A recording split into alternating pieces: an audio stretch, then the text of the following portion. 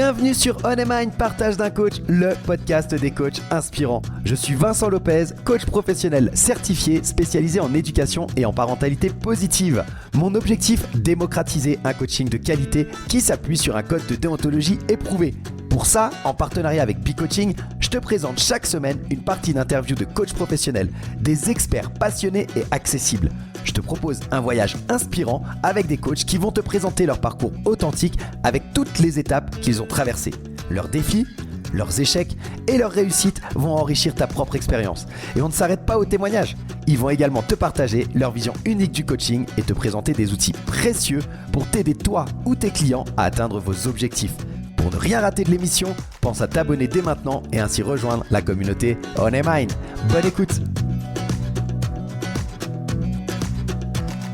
Salut à toutes et à tous, bienvenue dans cet épisode numéro 60 de On a Mind, partage de coach, le podcast des coachs inspirants. Aujourd'hui, tu vas découvrir l'univers fascinant où créativité, émotion et transformation se rencontrent. Si tu es curieux ou curieuse de découvrir des outils puissants qui bousculent un peu les méthodes classiques d'accompagnement et de coaching, reste bien avec nous jusqu'à la fin parce que cet épisode est vraiment fait pour toi. Comme la semaine dernière, on retrouve notre invité d'exception pour une seconde partie de notre échange. D'ailleurs, si tu n'as pas écouté le premier épisode, je t'invite à le faire tout de suite pour découvrir qui est Corinne. Si je te résume un petit peu qui est Corinne, Corinne Moret, c'est une experte passionnée qui maîtrise l'art d'utiliser des images comme vecteur de communication et d'exploration personnelle. Et aujourd'hui, dans cette seconde partie, on parle de Points of View, un outil qui est ludique, intelligent et qui est conçu pour déclencher des déclics et ouvrir des nouvelles perspectives, que ce soit en coaching, en formation ou en facilitation d'équipe. Corinne, elle nous partage comment ces jeux de cartes, nés au départ d'une idée assez géniale de deux coachs qui étaient passionnés de photos, comment ce jeu de cartes il a conquis le monde en misant sur la qualité, la profondeur et l'authenticité. On parle de méthodologie précise, d'intelligence collective et de cet équilibre essentiel entre la tête, le cœur et le corps dans nos pratiques d'accompagnement. Et bien sûr, tu vas découvrir pourquoi le jeu et le plaisir sont des alliés indispensables pour pouvoir apprendre et avancer. Alors prépare-toi à être bluffé par la puissance des images et à explorer des chemins inattendus. Car comme tu vas le voir, une simple carte peut provoquer des révolutions et des révélations incroyables. Allez, installe-toi confortablement et viens avec nous dans cette conversation très inspirante. C'est parti, on se retrouve à la fin de l'épisode pour la conclusion. Bonne écoute. On va continuer, tu t'en as parlé sur Point of View justement. Est-ce que tu peux expliquer aux gens qui ne connaîtraient pas en quoi consiste, alors je ne sais pas comment tu l'appelles, est-ce que c'est un outil, comment tu le nommes, mais voilà, qu'est-ce que c'est et pourquoi tu les trouves, pourquoi tu les as embrassés de cette manière et que tu les trouves si puissants finalement? Tout Qu'est-ce à qui fait. les différencie pour Alors, toi? je vais le faire un peu corporate, puis après je vais faire très personnalisé parce que Bien j'ai sûr. fait le lien avec justement un peu dans la même tonalité de ce qu'on se disait avant. Alors, Points of View, c'est une société internationale qui existe depuis 17 ans et elle a été créée par deux coachs qui étaient tous les deux passionnés de photos. Et quand ils se sont rencontrés dans leur formation CTI à New York, ils se sont dit qu'est-ce qu'on fait avec ça? Ça et ça. Et alors, on a fêté je sais plus, là, les 15 ans, il y a 2 ans, et on les a vus avec une foultitude de photos, là, assis par terre, à choisir, etc. Et donc, le coaching game est né initialement, le premier jeu qui contient 65 images, est né de ce moment-là. Ah, et ils ont ajouté des mots, donc après, il fallait choisir, etc., les C'est mots. le mot, etc. Ah, donc évidemment, leur vie d'entrepreneur, voilà, ils ont été voir des banques parce qu'il fallait fabriquer. Les jeux sont extrêmement beaux, dans des pochettes en tissu. Bon, il y avait une pour production. Puis après, ils sont allés faire Globetrotter. Et puis aujourd'hui, Point of View est partout dans le monde.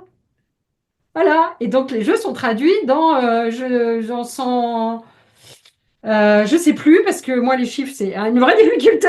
Je te le dirai, tu le mettras éventuellement dans les Pas de problème. commentaires. De toute façon, je En tout mettrai les cas, liens. voilà. Voilà. On mettra tous les liens de toute façon. Voilà. Donc, l'idée, si tu veux, c'est que une image, si on parlait de culture, une image vaut 1000 mots, comme on dit. Donc, c'est en fait, pour définir, c'est un outil créatif au service du dialogue et du développement. Autrement dit, j'utilise l'image pour mieux communiquer et de manière encore plus authentique. Alors, je mets tout de suite un bémol, il faut faire attention quand on intervient avec le cadre. Mais dans nos postures voilà, d'accompagnant, on le met. En formation, on met aussi un cadre. Voilà. Parce qu'évidemment, on va parler de respect, de non-jugement, de bienveillance dans nos cadres, parce que l'image peut vraiment toucher profondément certaines personnes. Et donc, il faut voilà, être dans une posture d'accompagnant. Mais ce que j'aime, c'est que c'est une méthodologie qui est précise. Si tu veux, tu as des jeux. Bah, aujourd'hui, il y en a 6, mais voilà, juste s'attacher aux 4 premiers parce que les deux derniers, d'abord, il y en a un, je suis encore en formation et c'est pour 2020. On va laisser tomber là, voilà, on verra après. Mais l'idée, c'est que le coaching game, Punctum, qui sont des jeux qui sont donnés dans la formation L1, déjà, on apprend, en fait, le niveau 1 donne une méthodologie d'accompagnement avec le photolangage. Photolangage, je le rappelle, hein, c'est communiquer à partir de la photo. La différence de Points of View, c'est cette méthode en 4 étapes et le protocole d'observation qui est un protocole précis. Parce que bien sûr, tu peux prendre n'importe quelle image et des jeux de photolangage, il y en a beaucoup aujourd'hui. Beaucoup, beaucoup, beaucoup, beaucoup. Tu vas à la Fnac en tête de gondole, tu as des cartes, tout le monde fait ses cartes, tout le monde fait ses jeux. Après, chez Points of View, c'est pas thématique, c'est très large. Tu vois, il y a pas un thème dans le coaching game et il y a des cartes qui peuvent être perçues plus ou moins difficiles. Tu as la carte de la mort, mais tu as la carte du succès. Tu as la carte de l'amour et tu as la carte de la médiocrité. OK. Voilà. À partir de là, voilà, c'est la méthodologie, si tu veux, quand tu accompagnes, qui permet d'aller creuser justement à la fois sur le visuel et à la fois sur le mot. Et après, le deuxième jeu, lui, il n'a pas de mots. Les mots sont à part avec des questions. Donc en fait, on peut utiliser à la fois en individuel et à la fois en collectif, et c'est très puissant. Franchement, enfin, je peux te donner des exemples sur l'individuel et le collectif. Voilà. Et puis pour revenir à pourquoi moi j'y suis allée, enfin, je te donnerai tous les exemples que tu veux après. Eh ben en fait, j'ai constaté il n'y a pas si longtemps que ça rassemblait des choses qui étaient de moi, hein. Tu vois, je continue ce que je disais avant et je pense que c'est très important si j'ai quelque chose à transmettre à tous les professionnels de l'accompagnement, quel que soit leur niveau d'expérience et leur spécificité, c'est regarder ce qui fait lien pour vous. Parce que, en fait, on va vous choisir, et là, je parle un peu de business, on va aller vous choisir par rapport à vous, qui vous êtes. Je suis pas la seule à faire des formations Points of View. Mais moi, je vais attirer des personnes et d'autres vont aller faire d'autres formateurs. Voilà, c'est comme ça. Et c'est très bien comme ça. Et heureusement, mon Dieu. Donc, on fait des belles rencontres. Donc, en fait, j'ai connecté avec... moi, je suis très enfant libre, hein. J'ai connecté avec cette notion du jeu. Parce qu'en fait, il y a une règle de la pioche. Bon, une fois, je ne vais pas rentrer dans le détail, mais si tu veux, il y a un côté, tu peux prendre les cartes en face cachée ou en face visible. Tu vois, il y a quelque chose. Et pour autant, tu es toujours dans ton coaching et tu es toujours dans ta posture d'accompagnement. Sauf qu'à un moment, tu peux prendre quelque chose. Donc ça, c'est déjà un truc que j'aime bien. C'est infini, multi-options. Tu vois, ça, j'adore. Et puis, il y a un point aussi, alors c'est multilangue, ça, bien sûr, et il y a le côté qualité. Les jeux sont beaux, le papier est épais. Ils ont mis de l'investissement, ils ont mis de la qualité. Et ça, tu vois, pour moi, c'est super important. Moi, j'aime les belles choses. Je préfère avoir moins, mais mieux. Mhm, mhm. Voilà. Et ça veut dire que il faut savoir être généreux aussi. Tu vois, et j'aime bien ce qu'ils ont fait dans ce sens-là, au niveau de la qualité, au niveau de l'expertise, au niveau de la précision. Euh, voilà, ça rassemble beaucoup de choses qui m'ont interpellée et qui ont fait. Et puis j'ai eu des effets waouh, en fait. Le premier effet waouh, c'était sur moi dans ma journée de supervision. C'est comme ça, en fait, que j'ai continué. Ok. C'est que j'ai pris la carte de la pause, qui est un vélo contre un arbre. Mhm. Et qu'au début, bah, le mot pause, je l'avais pas forcément vu parce que j'étais un peu enfin voilà, pas trop de lumière.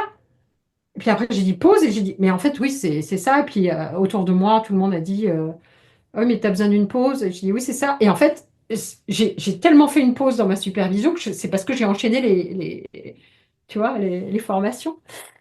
Ok. Et donc, ça fait mettre en action. Voilà, c'est vraiment un outil de coaching qui utilise la photo. Ok, ouais, d'accord, on va tirer du photolangage, un peu dans le même genre que le photolangage, très bien. Que moi, je connais très bien le photolangage, je Ah oui? l'utilise. Moi, je l'ai utilisé Ah, pendant longtemps avec les enfants que j'ai pu accompagner, etc. eh Donc, bien oui. parce qu'il y a tout un truc avec les émotions, c'est un moyen de communication très bon, mais c'est vrai que j'ai pas eu l'occasion, ni le temps, enfin, je l'ai pas pris, disons, de découvrir Point of View. Donc d'accord, ok, c'est un lien avec le photolangage et ce genre de choses, puis tout ce qui va autour, mais ça reste dans le cadre d'un accompagnement de coaching, c'est ce que j'entends. Alors, on peut l'utiliser aussi en formation, on peut l'utiliser Ok, parce que la base de la base, c'est les inclusions et les icebreakers, hein. Donc, ok, d'accord. voilà. Tu vois, au niveau 2, effectivement, qui utilise le jeu F6 des 99 visages en noir et blanc, on Mhm, apprend aussi tout ce qui est inclusion icebreaker avec des thématiques particulières, style storytelling. Enfin, il y a des choses très, très amusantes à faire. On s'amuse toujours beaucoup à ce moment-là de la formation. Tu peux l'utiliser aussi en facilitation, hein, quand des personnes, voilà. Et puis tous les professionnels de l'accompagnement, c'est-à-dire qu'il faut considérer que c'est un outil qui peut venir en complément de de notre posture professionnelle, hein. Moi, j'ai eu quand même en formation des sophrologues, des psychologues du travail, tu vois, pas forcément des coachs, beaucoup, bien sûr, des professionnels des ressources humaines, hein. Moi, j'ai eu une DRH aussi, hein, une RR 2, 3, voilà, donc c'est très, très intéressant. ok. Ouais, puis ce côté ludique, quoi. Enfin, moi, j'aime bien cette approche un peu ludique parce que je pense que l'être humain apprend, enfin, je pense pas, je suis convaincu qu'on apprend, plus il y a de l'émotion, de joie et du jeu, et plus Ouais. on retient et on apprend et on avance. Donc j'aime bien cette dimension très ludique, que tu mets en avant Mm. sur cet outil, quoi. Mm. Et puis, déclic, tu vois, la photo, bing, c'est. Mhm, Je ne mhm, vais pas mhm. entrer dans le sujet neurosciences, même si j'ai fait une formation avec Guillaume Mathias. Je ne suis pas légitime pour expliquer. Mais ce que je sais, c'est que, voilà, en gros, on fait bouger, même si c'est un neuromythe, nos deux cerveaux, nos deux parties, pardon, le côté intuition et le côté logique, en fait. Et Mhm, mhm. c'est ça qui fait l'effet magique, en fait. On dit souvent, après les formations, il y a un adjectif qui revient tout le temps, c'est le mot bluffant.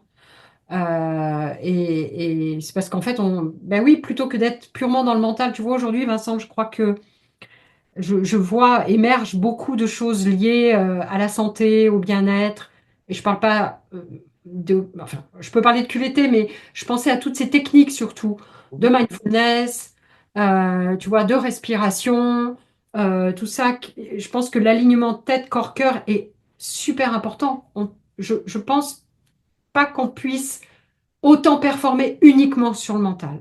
Pas uniquement en tout cas. C'est qu'à un moment ou à un autre, eh ben, on peut être amené à accompagner nos clients avec un moment de pause et de cohérence cardiaque. C'est basique ça, tu vois. Voilà. Sans aller dans d'autres méthodes que je ne saurais pas là expliquer tout de suite, même si je les ai vécues. Voilà, je pense à notre ami Malika. J'ai l'impression, alors voilà, je sais pas pourquoi je pense à ça maintenant, mais je le partage, c'est que j'ai l'impression que cet alignement, tu vois, tête, cœur, corps, et toutes ces techniques, tu as parlé du mindfulness, tu as parlé de la sophrologie, on peut parler de la méditation, on peut parler de tout ce qui est autour du bien-être de manière générale et qui sort de ce côté très cérébral qui a fait la part des choses depuis pas très longtemps, en fait, dans la vie de l'humanité. Tu vois, c'est assez récent, Ouais. finalement, que l'être humain il soit très cérébral, Mm. jusqu'à, je dirais, comme ça, et il n'y a aucune base scientifique sur ce que je suis en train de dire, j'essaie de visualiser, mais je dirais que jusqu'au peut-être 16e ou 17e siècle, eh bien, l'être humain était encore très centré et aligné avec le vivant de manière générale. Et pour Oui, être aligné avec le vivant, bah, tu as besoin d'être aligné, toi, tête, cœur, corps, sinon ça ne fonctionne pas, tu vois? Et j'ai l'impression que ce côté cérébral avait pris le dessus pour plein de raisons, et Mm. qu'aujourd'hui, avec tout ce qui se passe dans l'environnement dans lequel on évolue, dans toutes les problématiques que l'on connaît, ben, il y a un Ouais. besoin de chacun à revenir à cet alignement pour pouvoir s'aligner aussi avec son environnement. Complètement, complètement. Tout à fait. C'est très, très, très pertinent. Tu vois, j'avais pas vu cette approche avec les siècles, mais c'est vrai. Et puis nous, alors si on revient à la culture française, le sujet de l'expertise et le conceptuel et toujours à faire les choses et se Exact. mettre en mode sachant. Moi, il y a des choses qui m'insupportent, honnêtement. sachant, ok, d'accord, à quel niveau on parle et tu vois, voilà, Mhm, mhm. voilà. Je voulais te dire par rapport à Point of View, c'est que les applications, aussi bien en individuel qu'en équipe, sont très pertinentes, tu vois. Ok. Juste une image, bon, j'ai dû en parler dans un webinaire chez Coaching, mais cette cliente qui avait un projet qu'elle remettait ou dont elle ne finalisait pas, alors qu'elle avait tout, hein, la certification en Feng Shui, enfin presque le SIRET, etc., mais elle n'y allait pas. Et en fait, elle a pris une carte qui s'appelle Excuse avec une autruche, la tête. C'était un dessin en l'occurrence, hein, c'était pas, il y avait pas, voilà. Et là, tout d'un coup, flac, je me trouve des excuses parce que, et voilà, et bing, le truc, boum, tu vois. Même si moi, je savais, c'était pas évidemment dans mon rôle de coach, surtout pas, mais certainement pas, de lui dire qu'il se trouvait des excuses. Mais je le voyais. Elle prend ça et elle est capable, elle, de l'exprimer. Ça ne veut pas dire qu'avant, je ne l'avais pas guidée, mais en fait, tout d'un coup, ça a été un flot. Mhm, mhm, mhm, mhm, mhm. Voilà. Voilà. Excellent. Et puis en équipe, si tu veux, voilà, quand les gens ne se connaissent pas, il y a la partie, mais aussi les faire travailler sur un projet ensemble. Et comment la photo peut les aider à donner leur propre point de vue. Et ça, c'est l'intelligence collective. Et ça, c'est hyper puissant parce qu'ils décadrent, tu vois. Clac. Ah, au lieu d'être, OK, allez, tableau Excel, machin, tu vois. Après, ils leur font le tableau Excel. Ils mettront ce qu'ils vont bien dedans. C'est normal, c'est le monde de l'entreprise, c'est la performance. Il faut absolument rester dans cette optique de faire avancer le business. En attendant, des fois, on peut trouver d'autres méthodes, tu vois, un peu plus. Ouais, qui sortent un peu du cadre. Alors, je sais pas si c'est du cadre, mais en tout cas, qui sortent de l'ordinaire et qui permettent d'avoir une autre vision que Voilà. simplement son tableur, quoi. Exactement. Et voilà, cet épisode numéro 60 touche à sa fin. J'espère que tu as été aussi inspiré que moi par cette découverte de l'univers de Point of View et de ces 65 images, véritable moteur de déclic et de transformation. On a vu comment, en fait, cet outil il réinvente un peu le coaching, que ce soit pour des accompagnements individuels ou des dynamiques collectives.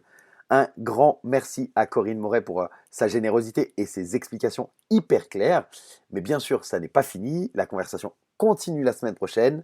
Dans le prochain épisode, on va aborder des sujets qui vont clairement t'intéresser si tu es coach ou que tu envisages de le devenir. On va parler du rôle de Corinne au sein de la communauté Coaching, mon partenaire sur cette émission. Tu le sais maintenant si tu m'écoutes depuis un petit moment. Et de ce qui l'a poussé finalement à rejoindre ce projet inspirant. On va parler de ce qui fait un coaching de qualité, les critères, les bonnes pratiques et l'importance de l'éthique. On va parler de conseils précieux pour les coachs débutants qui veulent construire une pratique qui soit solide et durable.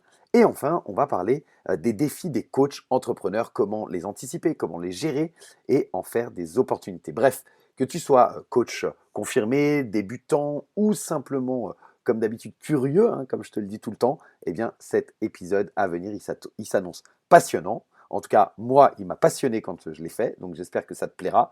Pense à t'abonner si ça n'est pas déjà fait pour ne rien manquer et surtout, partage cet épisode autour de toi, ça pourrait inspirer quelqu'un dans ton entourage. Encore un grand merci pour ton écoute et comme toujours, on se retrouve dimanche prochain pour l'épisode numéro 61 et la troisième partie de notre échange avec Corinne Moret. D'ici là, prends soin de toi. À très vite. Bye bye.